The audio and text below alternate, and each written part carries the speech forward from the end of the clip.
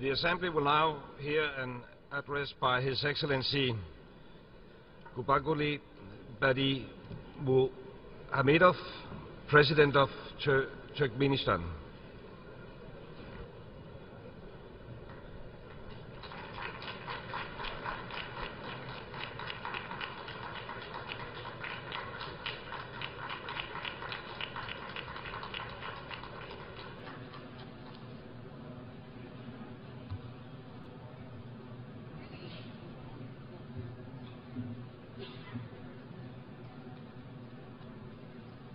Hürmetli Cenab-ı Başlık, hürmetli Cenab-ı Baş Sekreter, hürmetli vekilletin başkanları ve ağaları. Duruklu ötüş boyunca yukarı derecedeki şu duşun, Birleşmiş Milletler Kurumasının döredilmenin 70 yılında belirlenen dövründe geçirmek bir çare öğren ayrıtılmam ehemmiyet veriyor. Dünya devletlerin başkanlarının ötüş vavatta halkara gün tertibini ikinci yerde kesitlenip, eğer ki dövrün bir nesi mühim meselerini çözmeye gönüktürülen arkadaşlıklı hareket etmeyin usulün döreden hem protundan veri 15 yıl geçti. Eğer bir 1000 yılın zarnamasında beyan edilen ötüş maksatnamaların hem durmuşa geçirmekte, kazanılan üstünlükleri yakın 15 yıllık dövrde birlikte işlemek için bir esas olup hem hizmet edecektir, anlam bilen aydıp bilen. Şununla hem birlikte bu uğurda usulman galan işler hem tamamlamak hem öğren mühimdir. Şundan bağlıqda dünya bileşimi her dövrün hakiki yağdaylarına esaslanyan uzak mühletlen geleceğe gönüktürülen hizmettasın ehli-umumi stratejiyet hem der ordur. Yukarı derecedeki şu duşukta tahqiqlamak için hüdürlenen 2015 yılın sonku devr için ötüş varadaki gün tertibi hem şeyle stratejiye bolup duruyor. Türkmenistan bir resminamani doğru kollayar ve onun kabul edilmeyen hem taraftarı olup hem çıkış ediyor. Ehli-umumi maksatnamaları 17'sinde ve vazifelerin 169'unda beyan edilen təze gün tertibini ötüş vavattaki meseleleri çözmeye esas hem çemeleşmeleri ödüşüne alyanın hem doğru ananıyor. Bu meseleler hazırki dövrde adamların önünde duran bir mühim vazifelerdir. Şu vazifelerin esası halkara birleşmenin hem durunlukta ötüşü sağlaşık ve toplumun esası 3 uğur boyunca, yani iktisadi, durmuş ve ekoloji vavatta kazanmağına hem gönüktürülenler. Yukarıda sağlanıp geçirilen şartlar, durumlukta yetişen iktisadi vazifelerini yerine getirmekte, halkara birleşim tahkik ve sağlaşık değiştirmekini talep ediliyor. Ne geçirilecek işlerin köp vavatta göz önüne tutulan maksatları amallaştırmağa yardım hem verecektiğine ananıyarın. Bu olsa. Kımmat olmadık ve tıvarlı her zaman enerji teröristlerinin hem elleri hem el yeterli bolmağını öpçün eder. Duruluklu iktisadi ötüşü ve iş bilen doğru öpçünçülük hem kazanmağa da yardım verir. Öpçünçülük ulğumlarını öğretmeye, fenagat sayıdan durumluklu ötüşü hem gollamağa ve inovasiyalar hem huvvetlendirmeye de giyin şartlar hem döreder. Bu işlerin aklifi ahırkı neticede bir de ölümçülüğün ve sarf etmeyen hem durumluklu ünlülerini öğretmeye, yurtların içinde onların hem arasında denizliği hem azaltmağa da mümkünçülük verir. Elbette göz önüne tutulan bir maksatları hem yetmek, ödara katlaşıkların usullerini bundan beylek hem kemleştirmek bile hem ayrılmaz hem bağlılar. Şundan bağlıkta Birleşmiş Milletler Kurumasının iqtisadi ve durmuş kengeşinin yakın vaqtda geçirecek meziyetlerine, yani durnuklu ötüş maksatlarını yerine getirmeyi, utkoşturmak hem täze ähli mum usulüne döretmek baradaki mesele hem seredilse onu maksada laýyk hem bolardy diýip pikir edýär. Türkmenistan'ın bu urda değişli anık hem teklifleri vermeye tayyardım hem bellemek isleýär.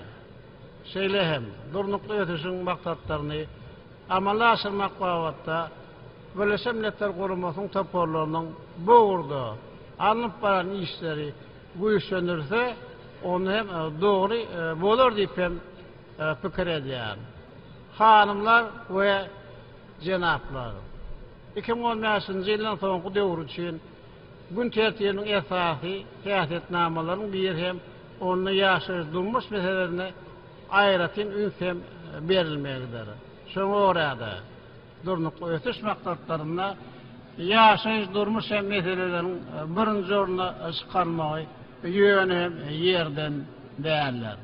Bu wazipeleri iş ýüzünde durmuşa geçirmek, Birleşen Milletler Guramasyna agda döwletleriň şeýle ähli umumy wazipeler amalaşdyrmaga gönden onu jogap berýän halkara guramalaryň alyp baran anyk hem maksada gönükdirilen işlerinin netijeli bolmagyny hem ýoklanmak bilen hem bagly.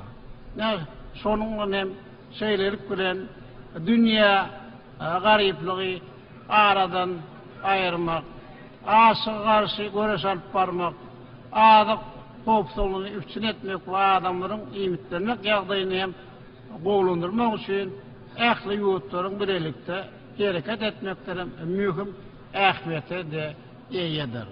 Şoňa görä ähli döwletleriň Birleşen Milletler Guramasynyň ötüş maksatlamasy, adyk we hojalyk guramasy, bütün dünýä guramasy idara bilen hem saýdaşykly işlemegi diýerler.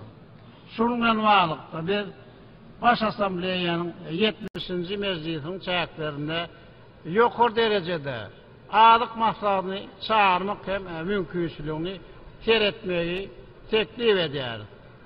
Ähli gyzyklama bildirýän taraplar bilen bu urda netijeli işler alyp barmagy hem taýýardyrmy beýan edýär. Ýaşaş durmuş wazipeleriniň hataryna sagdyn durmuş hem kadrlaryny berza etmek mühim hem orny eýerýär. Şoňdan baglykda Birleşen Milletler Guramasynyň agda döwletleriň bütün dünýä saglygy oraýyş guramasy beýlek hem halkara guramalary bilen atynşykly hyzmatdaşy giň etmek hem zerurdur. Bu bolsa durnukly ötüş maksatlaryny durmuşa geçirmekde ýokary netijeli gazanmaga mümkinçilik berer diýip hem pikir edýär. Hemme tarapdan adalatly we ýokary hilli bilimli üpçün etmek meselesi täze halkara gün tertibini ileri tuturýan hem urlaryň birine durýar. Bir, Birleşen Milletler Guramasy giňden höwürlendirilse, bu işler hem netijeli boljaklygyň hem doly alanýar. Geçirecek işler giň halkara gatnaşyklaryny ýola goýmak, bilim mabatda, ýurtlar, seyitler boýunça we ähli umumy derejede täze maksatlarny ornaşdyrmak arkaly hem amala da aşylmalylar.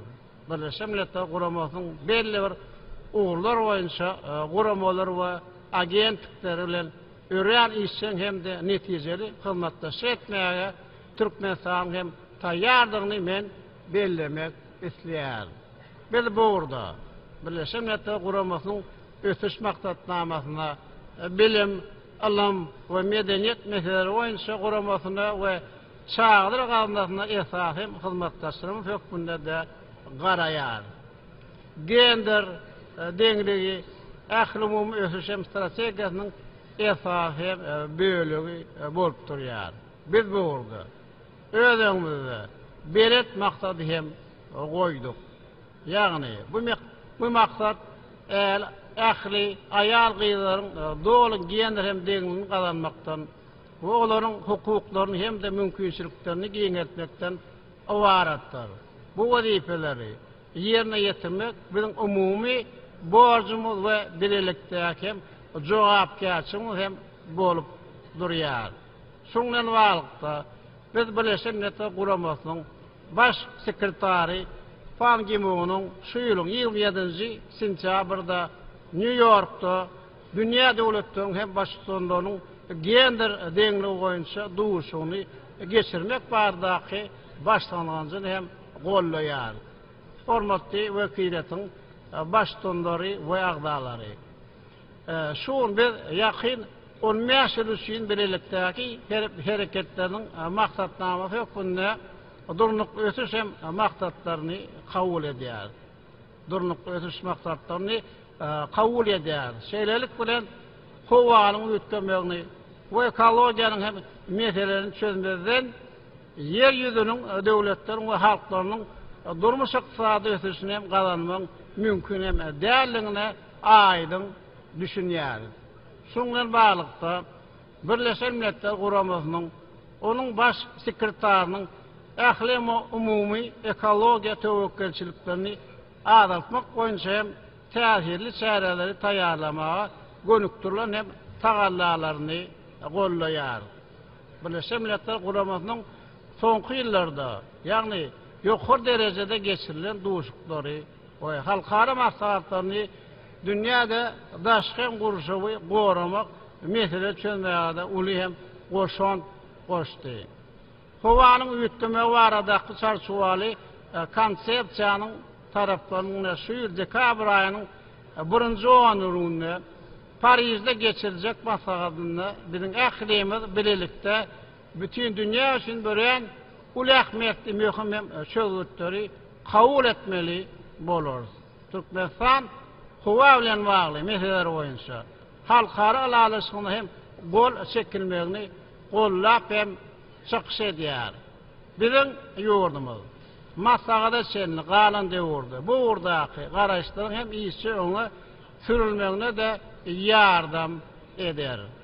Şoňdan baglykda biziň döwletimiziň dürli maslahatlarda halkara ekologiýa hyzmatdaşlygyny berkitmek barada öz konsepsiýasyny resmi taýdan hem beýan edenligini we birnäçe anyk hem teklipleri öňe sürendigini hem ýatlamak isleýär.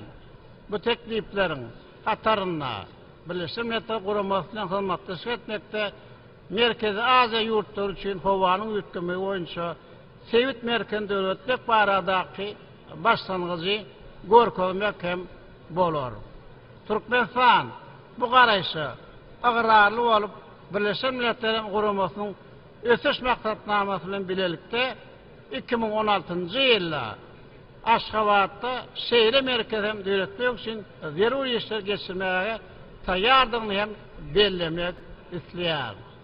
Hormatly başlyk, hormatly wekiletiň baş tutanlary we agdalary.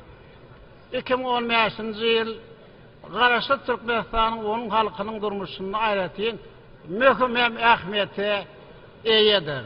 Şöyle, Birleşen Milletler Guramasynyň baş assambleýasynyň Türkmenistanyň hemişelik bir taraplyk hukuk ýagdaýyny halkara derejesinde akrar etmek baradaky rezolýusiýanyň kabul edilmegine de 20 ýyl dolýar.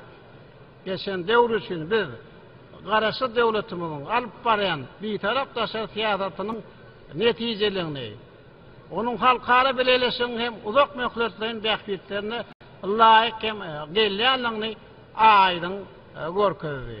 Bu aýdylanlar Türkmenistanyň hemişelik bir taraplygynyň başlanan baş assambleýasynyň 2015-nji ýylyň 3-nji ýylyna täze rezolýusiýany hem kabul etmek bilen bagly hem tasdiklandy. Şu mümkinçilikden peýdalanyp Birleşen Milletler Guramasyna agza döwletler hem ählisine biziň ýurdumyzyň bir taraply hukuk ýagdaýyny berk we üýtgeksiz hem gollamakdyr üçin Türkmenistanyň adyna hem minnetdarlyk bildirýärim. Biziň garaşy döwletimiň paýtagty Aşgabat şäherine 2015-nji ýylyň 10-njy dekabrynda bir taraplyk parahatçylyk we ötüşen meselelerini başlanan halkara maslahaty geçiriler. Bizim Birleşen Milletler Guramasyna agda ýurtlaryň, döwlet we hökümet başçylarynyň bizim ýurdumyza gelip Türkmenistanyň hemişelik bir taraplyk münasibetli geçiriljek dawralara çäre gatnaşmagyna şu beletem minmenden ýendergede hem mäňi çağırýar. Sözüm ahirinde garaşsyz bir tarap Türkmenistanyň parahatçylygyň bu adalatyň belet maksatlaryny, Birleşen Milletler Guramasynyň maksatnamalaryny we wezipelerini durmuşa geçirmen hatirasyna asnaşykly halkara hyzmatdaşlygyny mundan beýlekde üstürmek üçin ähli zeruri işler geçirecekdigine de aýratyn bellemek isleýär. Ünsür dinleyen için köp sağ olun.